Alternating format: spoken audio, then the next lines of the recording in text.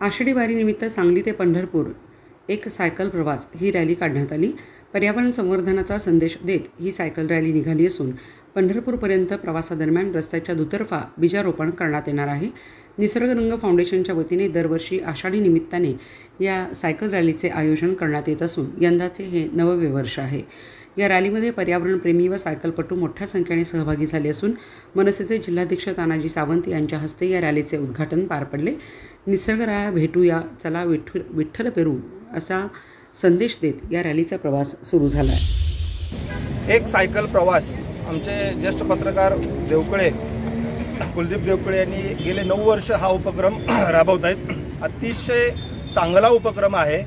फक्त सायकल प्रवास हा ध्येय नसून प्रत्येक गावामध्ये प्रत्येक तालुक्यातून ज्या ज्या ठिकाणून ते जातात त्या ठिकाणी ते झाडं लावतात, म्हणजे निसर्गाला जपण्याचं काम करतात। आज आपला महाराष्ट्र राज्य, आज पंढरीची वारी आहे आणि भक्तिमय हे वातावरण आहे। अशामध्ये निसर्गाला साथ घालणे हा एक वेगळा उपक्रम आहे मला असं वाटतंय। आणि जे साधू संत आहेत यांची कुठेतरी ही शिकवण आहे निसर्गाला जपणे। आजच्या युगामध्ये निसर्गावर फार मोठी हानी होते आणि पोल्युशन अनेक प्रकारे निसर्गाची हानी होते। यातून कुठेतरी हे सावरण्यासाठी हा चांगला उपक्रम आहे समाजाला देण्याचा आणि हा कुलदीप देवकळेंनी चालू केलेला आहे। त्यासाठी आज आम्ही या ठिकाणी उद्घाटन केले। त्यांना महाराष्ट्र नवनिर्माण सेना सन्मान्य राजसाहेबांतर्फे व आमचे नेते अविनाश जाधव या ठिकाणी येणार होते, पण परवाच्या 5 तारखेच्या मेळाव्यामुळे अचानक पुण्यातून पाठीमागं जावं लागलं।